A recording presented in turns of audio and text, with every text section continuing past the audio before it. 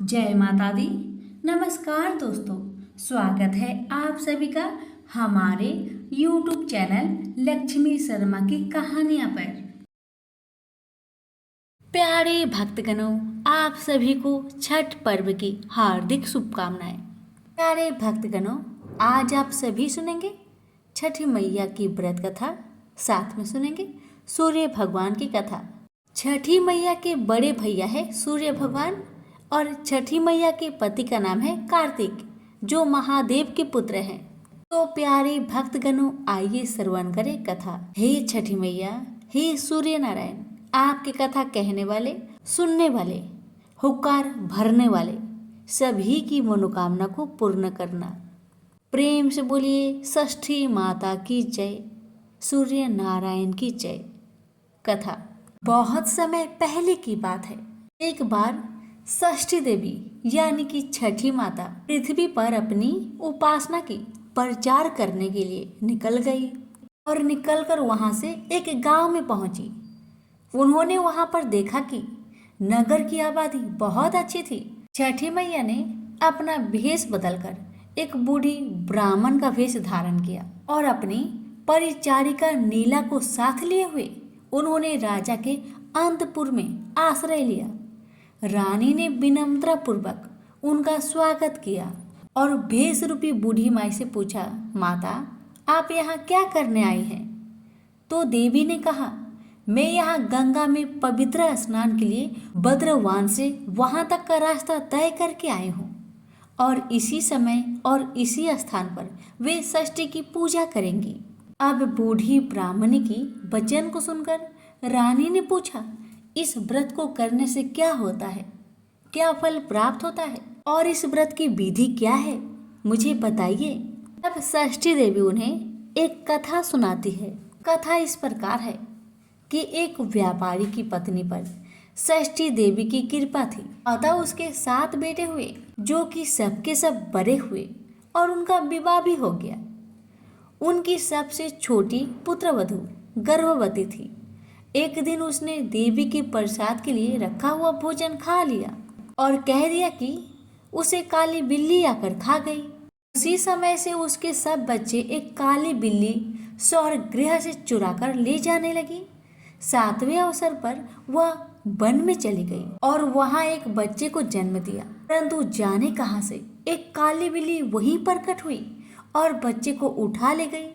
उसने पीछा किया परंतु उसे पकड़ नहीं पाई और उसके सामने प्रकट होकर उन्होंने उसके सब बच्चे लौटा दिए। स्त्री अपने बच्चे सहित अपने घर को आई, समझ गई कि ये सब षष्ठी देवी की कृपा है, ये सब छठी मैया की कृपा से ही हुआ है। तभी से रानी प्रतिवर्ष छठ पर्व करने लगी। तो प्रेम से बोलिए छठी मैया की जय। प्राचीन समय में प्रियव्रत नाम के एक बहुत प्रसिद्ध राजा हुए। इनके पिता का नाम स्वयंभू मनु था। प्रियव्रत योगी राज थे और इस कारण विवाह भी नहीं करना चाहते थे। तपस्या में इनकी विशेष रुचि थी, लेकिन ब्रह्मा जी की आज्ञा तथा सत्य प्रयत्न के प्रभाव से उन्होंने विवाह कर लिया। विवाह के काफी वर्ष बीत जाने पर भी उन्हें कोई संतान नहीं हुई। तब कश्यप जी ने उन्हें पुत्रेष्टि यज्ञ करवाया। राजा की भार्य का नाम मालिनी था। मुनि ने उन्हें खीर प्रदान की और खीर खाने के बाद रानी मालिनी गर्भवती हो गई। कुछ समय बाद रानी ने स्वर्ण के समान प्रभाव वाले एक कुमार को जन्म दिया, लेकिन सभी अंगों से पूर्ण होने पर भी वह बालक मरा हुआ पैदा हुआ था। पुत्र के शोक में माता को मूर्छा आ गई। राजा प्रियव्रत उस मृत बालक को लेकर शमशान में गए और उस एकांत भूमि में पुत्र को छाती से चिपकाकर आंखों से आंसुओं की धारा बहाने लगे। तभी वहां एक दिव्य विमान दिखाई पड़ा। शुद्ध अष्टफिक मणि के समान चमकने वाला वह विमान अमूल्य रत्नों से बना था। तेज से जगमगाते हुए उस विमान की रोशनी वस्त्रों से अनुपम शोभा बढ़ रही थी। वह अनेक प्रकार के अद्भुत चित्रों व पुष्पों की माला से सजा हुआ था। उस विमान में मन को मुक्त करने वाली एक सुंदर देवी को राजा प्रियव्रत ने देखा। श्रेष्ठ चंपा के फूल के समान उनका उज्जवल वर्ण था। देवी के मुख पर प्रसन्नता छाई हुई थी और वे मुस्कुरा रही थी। रत्नमयी आभूषण उनकी शोभा बढ़ा रहे थे और योग शास्त्र में परंगत वे देवी भक्तों पर अनुग्रह करने के लिए आतुर थी। ऐसा जान पड़ता है कि वे मूर्तिमती कृपा ही हो। देवी को सामने देख राजा ने बालक को जमीन पर रख दिया और बड़े आदर के साथ देवी की पूजा तथा स्तुति की। उस समय वे स्कंद की प्रिया देवी षष्ठी अपने तेज से देवी पैमान थी। उनका शांत विग्रह ग्रीष्मकालीन सूर्य के समान चमचमा रहा था। उन्हें प्रसन्न देख राजा ने पूछा, सुशोभने कांते सुब्रते वरारोहे, तुम कौन हो? तुम्हारे पति देव कौन है और तुम किसकी कन्या हो? तुम स्त्रियों में धन्यवाद तथा आदर की पात्र हो। जगत को मंगल प्रदान करने में प्रवीण तथा देवताओं को रण में सहायता पहुंचाने वाली वे भगवती देवसेना थी। पूर्व समय में देवता दैत्यों से परास्त हो चुके थे। इन देवी ने स्वयं सेना बनकर और देवताओं का पक्ष लेकर युद्ध किया था।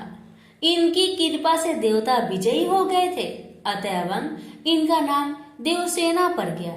महाराज प्रियव्रत की बात सुनकर ये उनसे कहने लगी, राजन, मैं ब्रह्मा की मानसी कन्या हूँ। जगत पर शासन करने वाली मुझ देवी का नाम देवसेना है। विधाता ने मुझे उत्पन्न करके स्वामी कार्तिकेय को सौंप दिया है। मैं संपूर्ण मातृकाओं में प्रसिद्ध हूँ। स्कंद की पतिव्रता भार्या होने का गौरव मुझे प्राप्त है। भगवती मूल प्रकृति के छठे अंश से प्रकट होने के कारण विश्व में देवी षष्ठी के नाम से मैं प्रसिद्ध हूँ। मेरे प्रसाद से पुत्रहीन व्यक्ति सुयुक्त पुत्र, प्रियाहीन जन प्रिया, दरिद्री धन तथा कर्मशील पुरुष कर्मों के उत्तम फल प्राप्त करता है। राजन, सुख दुख भय शोक हर्ष मंगल संपत्ति और विपत्ति ये सब कर्म के अनुसार होते हैं। अपने ही कर्म के प्रभाव से पुरुष अनेक पुत्रों का पिता होता है और कुछ पुत्रहीन भी हो जाते हैं। किसी को मरा हुआ पुत्र तो किसी को दीर्घजीवी पुत्र प्राप्त होता है। ये सब कर्म का ही फल है। गुणी अंगहीन अनेक पत्नियों का स्वामी, भार्य रहित रूपवान, रोगी और धर्मी होने में मुख्य कारण कर्म ही है। कर्म के अनुसार ही व्याधि होती है और पुरुष आरोग्यवान भी होता है। अतएव राजन, कर्म सबसे बलवान है। यह बात श्रुति में कही गई है। इस प्रकार कहकर देवी षष्ठी ने उस बालक को उठा लिया और अपने महान ज्ञान के प्रभाव से खेल खेल में ही उसे पुनः जीवित कर दिया। अब राजा ने देखा तो स्वर्ण के समान प्रभाव वाला वह बालक हंस रहा था। अभी महाराज प्रियव्रत उस बालक को देख ही रहे थे कि देवी देवसेना उस बालक को लेकर आकाश में जाने को तैयार हो गई। यह देख राजा के कंठ, ओष्ठ तथा तालु सूख गए। उन्होंने पुनः देवी की स्तुति की। तब संतुष्ट हुई देवी ने राजा से वेदोक्त वचन कहे, तुम स्वयंभू मनु के पुत्र हो। त्रिलोकी में तुम्हारा शासन चलता है। तुम सर्वत्र मेरी पूजा कराओ और स्वयं भी करो, तब मैं तुम्हें कमल के समान मुख वाला यह मनोहर पुत्र प्रदान करूंगी। इसका नाम सुब्रत होगा। इससे सभी गुण तथा विवेक शक्ति विद्यमान रहेगी। यह भगवान नारायण का कलावतार रहेगा तथा प्रधान योगी होगा। इसे पूर्व जन्म की सभी बातें स्मरण रहेगी। क्षत्रियों में श्रेष्ठ यह बालक 100 अश्वमेघ यज्ञ करेगा। सभी इसका सम्मान करेंगे। उत्तम बल से संपन्न होने के कारण यह ऐसी शोभा पाएगा जैसे लाखों हथनियों में सिंह। यह धनी गुणी शुद्ध विद्वानों का प्रेम भाजन तथा योगियों, ज्ञानियों एवं तपस्वियों का सिद्ध रूप होगा। त्रिलोकी में इसकी कृति फैल जाएगी। यह सबको संपत्ति प्रदान करेगा। इस प्रकार कहने के पश्चात भगवती देवसेना ने उन्हें वह पुत्र दे दिया। राजा प्रियव्रत ने पूजा की सभी बातें स्वीकार कर ली। इस प्रकार भगवती देवसेना ने उन्हें उत्तम वर देकर स्वर्ग के लिए प्रस्थान किया। राजा भी प्रसन्नचित होकर अपने मंत्रियों के साथ घर लौट आए और पुत्र विषयक सारा वृत्तांत सभी को कह सुनाया। ऐसे प्रिय वचन सुनकर सभी स्त्री पुरुष परम संतुष्ट हो गए। राजा ने सर्वत्र पुत्र प्राप्ति के लिए उपलक्ष्य में मांगलिक कार्य आरंभ करा दिया। भगवती की पूजा की, ब्राह्मणों को बहुत सा धन दान दिया। अभी से कार्तिक महीने की शुक्ल पक्ष की षष्ठी तिथि के अवसर पर भगवती षष्ठी देवी का महाउत्सव यत्न पूर्वक मनाया जाने लगा। बालकों के प्रसव गृह में छठे दिन, 21वें दिन तथा अन्नप्राशन के शुभ समय पर यत्न पूर्वक देवी की पूजा होने लगी। सर्वत्र इसका पूरा प्रचार हो गया और राजा प्रियव्रत भी स्वयं इनकी पूजा करते थे। प्रेम से बोलिए षष्ठी देवी की जय हो। बहुत समय पहले की बात है। किसी गांव में एक जेठानी देवरानी एक साथ रहा करती थी। देवरानी के 2 बच्चे थे, एक लड़का और एक लड़की। लेकिन जेठानी की कोई संतान नहीं थी। घर के सभी लोग, छोटे बड़े, देवरानी, सास ससुर, सभी उसे बाजिन कह के बुलाते थे। लेकिन जेठानी के पति रामलाल अपनी पत्नी का हमेशा सपोर्ट करते थे। रामलाल हमेशा अपने माता पिता से कहता, आप लोग क्यों मेरी पत्नी को बाजिन कह के पुकारते हैं? भगवान की मर्जी के आगे किसी का जोर नहीं चलता, इसलिए आप लोग मेरी पत्नी को कुछ भी ना कहे। रामलाल की पत्नी बहुत पूजा पाठ करती, मगर भगवान ने उसकी सुनी गोद को ना भरी। रामलाल के माता पिता अपने बेटे से कहने लगे, बेटा तुम दूसरा विवाह कर लो, कब तक इस बाजिन के साथ रहोगे? तो रामलाल कहने लगा, माँ पिताजी शादी एक बार होती है, बार बार नहीं। बेटे के बात सुनकर माता पिता ने गुस्से में आकर अपने बड़े बेटे और बहू को घर से निकाल दिया। अब रामलाल अपनी पत्नी को लेकर जंगल में गया। वहीं पर एक झोपड़ी बनाकर रहने लगा। रामलाल जंगल में से लकड़ी काट कर लाता और उसे बाजार में बेचता। जो 2 पैसा मिलता उसी से अपना पेट पाला करते थे। हर सुबह उठकर रामलाल जंगल में चला जाया करता था और रामलाल की पत्नी घर के कामकाज करके पास में ही एक नदी था, वहीं पर बैठकर अपने भाग्य के बारे में सोचा करती थी और भगवान से मन ही मन बातें किया करती थी कि हे भगवान, मुझसे कौन सा अपराध हुआ, कौन सा गलती हुआ जिसके कारण आपने मुझे बाजिन बना दिया? ऐसा कह कह कर सोच सोच कर रोया करती थी और उसकी आंखों के पानी नदी में मिल जाया करते थे।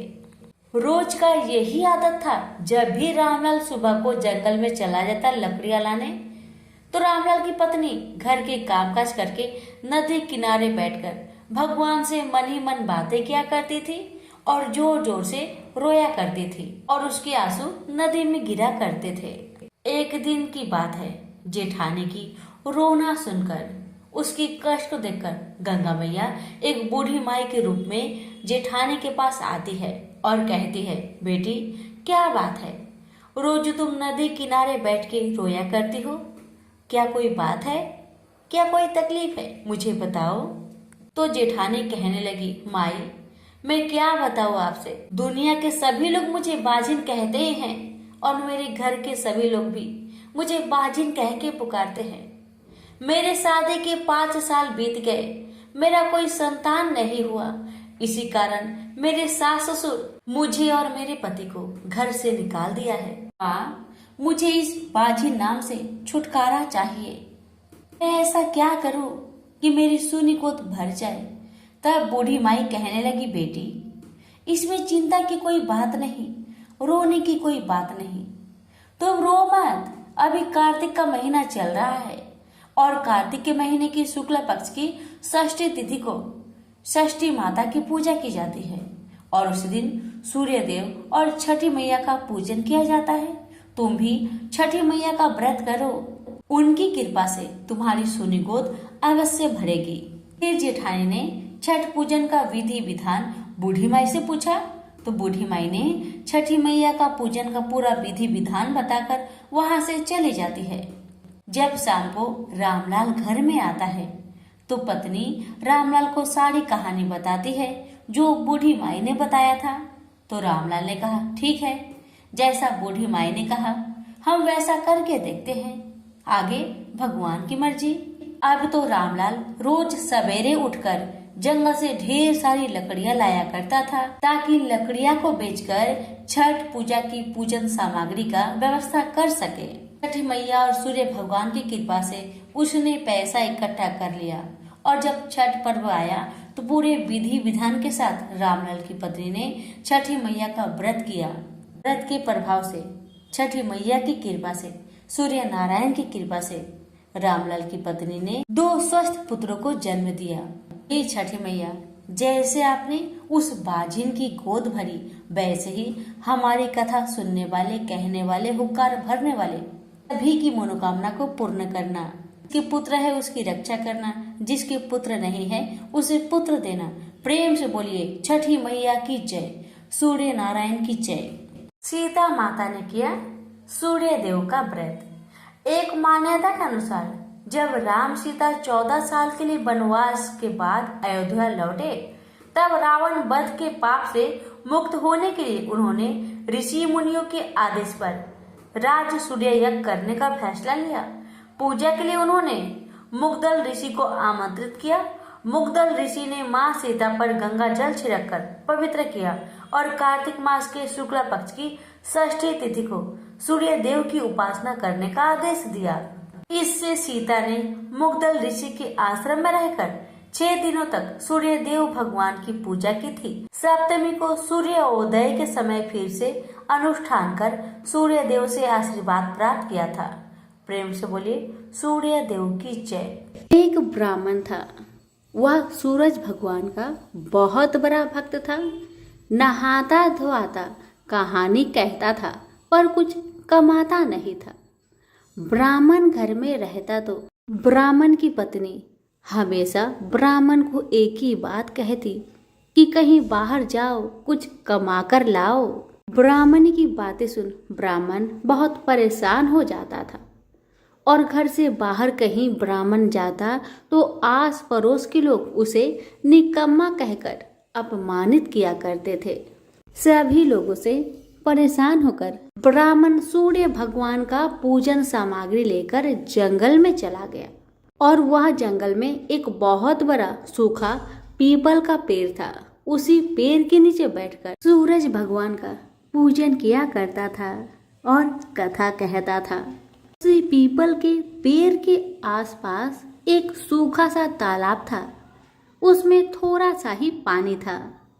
उसी पानी से लोटा भरकर वह ब्राह्मण सूर्य नारायण को जल चढ़ाया करता था। पूजा का जल बहकर सूखे पीपल के वृक्ष से होकर सूखे तालाब में जाया करता था। जल के जाते ही सूखे पीपल हरा भरा हो गया और सूखी तालाब साफ पानी से भर गया। तालाब का पानी इतना साफ हो गया कि उसी जल में सूर्य नारायण दिखाई देने लगे और कहने लगे, ब्राह्मण वर मांग, तू क्या मांगना चाहता है? ब्राह्मण ने सुना तो घबरा गया। सोचने लगा कि पीपल में कोई भूत प्रेत तो नहीं रहता। जब भी ब्राह्मण सुबह सूर्य नारायण का पूजा करता तभी आवाज आता। ब्राह्मण इस आवाज को सुनकर बहुत चिंता में पड़ गया और चिंता के कारण उसका शरीर दुबला हो गया। ब्राह्मणी भी कभी कभार अपने पति ब्राह्मण से जंगल में मिलने आया करती थी। ब्राह्मणी ने जब ब्राह्मण को दुबला पतला होते हुए देखा तो उसने पूछा, ब्राह्मण देव, आप दिन ब दिन सूखते क्यों जा रहे हैं? इसका क्या कारण है? तब ब्राह्मण ने सारा कहानी बताया। तब ब्राह्मणी ने कहा कि आपकी पूजा के बाद ही आवाज आती है ना, मुझे तो ये लगता है कि सूरज भगवान स्वयं ही आते हैं। मुझे लगता है सूर्य नारायण आपके व्रत से प्रसन्न है, वह आपको वरदान देने के लिए आते हैं। इसलिए इस बार जब भी आपको आवाज आए तो आप घबराइएगा मत। कुछ भगवान से मांग लीजिएगा। ब्राह्मणी की बातें सुन ब्राह्मण बोला, मैं कैसे मांगू और क्या मांगू, मुझे मांगना तो आता ही नहीं। अगर ज्यादा कुछ मांगना हो तो कहीं कुछ भूल जाओ तो, इसलिए तुम ही कुछ ऐसा उपाय बताओ जिससे मैं एक ही बार में सारा कुछ मांग लूं। ब्राह्मण की बातें सुन ब्राह्मणी ने उत्तर दिया, ब्राह्मण देव, जब भी सूर्य भगवान आपसे वरदान मांगने को कहे तब आप इस प्रकार से कहना, 9 खांडे महल के अंदर सोने के पालने में पर पोते को दास दासियों द्वारा खिलाते अपने आंखों से देखो। इस प्रकार लंबी उम्र, महल, बेटे पोते, पर पोते और धन सब मिल जाएगा। क्योंकि जब धन होगा तभी तो सोने का पालना दास दासियां होंगे और आंखें घुटने ठीक होंगे, और तभी तो पर पोते को सोने के पालने में झूला झूला सकेंगे और देख सकेंगे। दूसरे दिन पूजा के बाद जैसे ही आवाज आया तो ब्राह्मण ने वैसा ही किया जैसे ब्राह्मणी ने समझाया था। ब्राह्मण ने हाथ जोड़कर सूर्य भगवान से प्रार्थना किया, हे सूर्य नारायण, अगर आप मेरे पूजा से प्रसन्न है तो मुझे वर दीजिए कि 9 खांडे महल के अंदर सोने के पालने में पर पोते को दास दासिया द्वारा खिलाते अपनी आंखों से देखो। ब्राह्मण की बातें सुन सूरज भगवान ने कहा, देखने में तो ब्राह्मण सीधा साधा भोला भाला लगता है, पर एक ही बार में सब मांग लिया। सूरज भगवान ने कहा, जा तेरी इच्छा पूरी हो, जो तुमने मांगा तुम्हें अवश्य मिलेगी। ब्राह्मण जंगल से घर आया तो देखा कि उसकी टूटी हुई झोपड़ी की जगह एक 9 खांडा महल खड़ा है। दास दासी आ और जा रहे थे। ब्राह्मण ने उनसे कहा, यहाँ मेरी झोपड़ी और बूढ़ी ब्राह्मणी रहती थी, वो कहाँ गई, क्या तुम्हें पता है? इतने में ही उस 9 खांडे महल के दरवाजे से एक सुंदर औरत गहनों और सुंदर कपड़ों से सजी हुई बाहर आई और ब्राह्मण से बोली, आ जाइए, अपना ही घर है, ये सब तो सूर्य नारायण का चमत्कार है, उन्होंने आपकी मनोकामना को पूर्ण कर दिया है। ब्राह्मण की बातें सुन ब्राह्मण ने कहा, हम इतने सारे धन का क्या करेंगे? ब्राह्मणी ने कहा, क्या नहीं हो सकता है, धन से क्या नहीं हो सकता है, दान पुण्य यज्ञ होम करेंगे।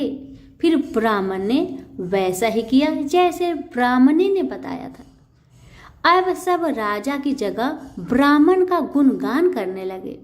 राजा ने ये सब सुनकर ब्राह्मण को बुलवाया और पूछा, कल तक तो आपको खाना भी नहीं मिलता था, आज ऐसा चमत्कार, इतना सारा धन दौलत आपके पास कहाँ से आया? कहीं चोरी करी है या फिर डाका डाला है? ब्राह्मण ने कहा, ये सब तो सूर्य नारायण की कृपा है, और अपनी सारी कहानी राजा को बता दिया कि जंगल में ब्राह्मण के साथ क्या क्या हुआ और कैसे उसने सूर्य नारायण से वरदान मांगा। ब्राह्मण की बातें सुन राजा ने कहा, मेरे पुत्र नहीं है तो मुझे क्या करना चाहिए? ब्राह्मण ने राजा को सूर्य भगवान की पूजा विधि बताई और कहा, महाराज, आप भी सूर्य नारायण का व्रत करें, आपकी सारी मनोकामना सूर्य नारायण जरूर पूरी करेंगे। ब्राह्मण के बताए हुए नियम से राजा ने भी सूर्य नारायण का व्रत किया और सूर्य नारायण के व्रत के प्रभाव से राजा को भी पुत्र का प्राप्ति हुआ। सभी सूर्य नारायण की जय जयकार करने लगे। हे सूर्य भगवान, जैसे ब्राह्मण और राजा की मनोकामना को पूर्ण किया वैसे ही सबकी करना, कहानी कहने वाले की, कहानी सुनने वालों की, हुक्कारे भरने वालों की, सबकी मनोकामना को आप पूर्ण करना। प्रेम से बोलिए सूरज भगवान की जय हो। श्री गणेश कथा के अनुसार एक बार देवता कई विपदाओं में घिरे थे। तब वह मदद मांगने भगवान शिव के पास गए। उस समय शिव के साथ कार्तिकेय तथा गणेश जी बैठे थे। देवताओं की बात सुनकर शिव जी ने कार्तिकेय व गणेश जी से पूछा कि तुम में से कौन देवताओं के कष्टों का निवारण कर सकता है। तब कार्तिकेय व गणेश जी दोनों ही स्वयं को इस कार्य के लिए सक्षम बताए। इस पर भगवान शिव ने दोनों की परीक्षा लेते हुए कहा कि तुम दोनों में से जो सबसे पहले पृथ्वी की परिक्रमा करके सबसे पहले हमारे पास आएगा वही देवताओं की मदद करने जाएगा। भगवान शिव के मुख से यह वचन सुनते ही कार्तिकेय जी अपने वाहन मोर पर बैठकर पृथ्वी की परिक्रमा के लिए निकल गए, परंतु गणेश जी सोच में पड़ गए कि वह चूहे के ऊपर चढ़कर सारी पृथ्वी की परिक्रमा करेंगे तो इस कार्य में उन्हें बहुत समय लग जाएगा। तभी उन्हें एक उपाय सूझा। गणेश जी अपने स्थान से उठे और अपने माता पिता की 7 बार परिक्रमा करके वापस बैठ गए। परिक्रमा करके लौटने पर कार्तिकेय स्वयं को विजेता बताने लगे। तब शिव जी ने श्री गणेश जी से पृथ्वी की परिक्रमा ना करने का कारण पूछा। तब गणेश जी ने कहा, माता पिता के चरणों में ही समस्त लोक बसा है। यह सुनकर भगवान शिव ने गणेश जी को देवताओं के संकट दूर करने की आज्ञा दी।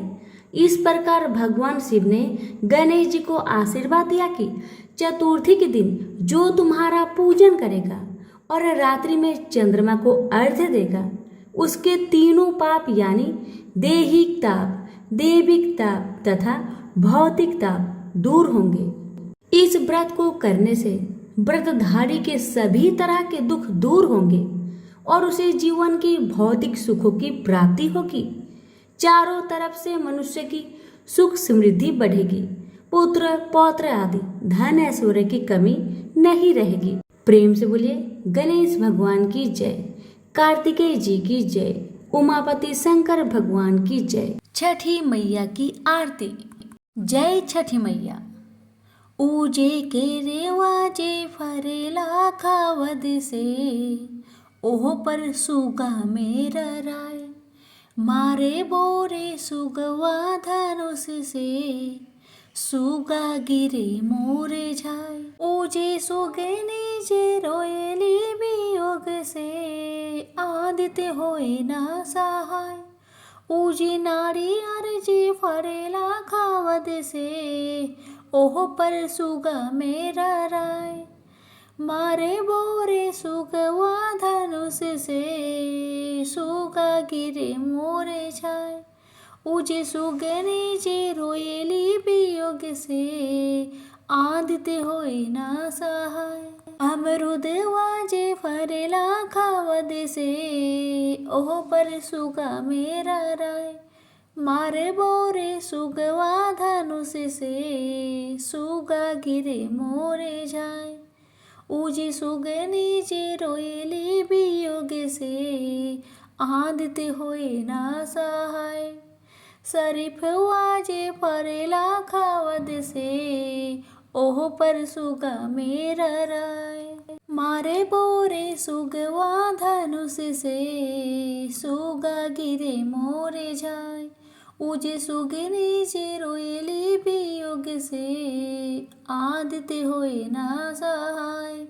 ऊजे से आजे फरेला खावद से, ओह पर सुगा मेरा राय, मारे बोरे सुगवा धनुष से, सुगा गिरे मोरे झाय। ऊजे सुगनी जे रोएली वियोग से, आदित्य होए ना सहाय। सभी फलवा जे फरेला खावद से, ओह पर सुगा मेरा राय, मारे बोरे सुगवा धनुष से, सुगा गिरे मोरे झाय। ऊजे सुगनी जे रोएली वियोग से, आदित्य होए ना सहाय।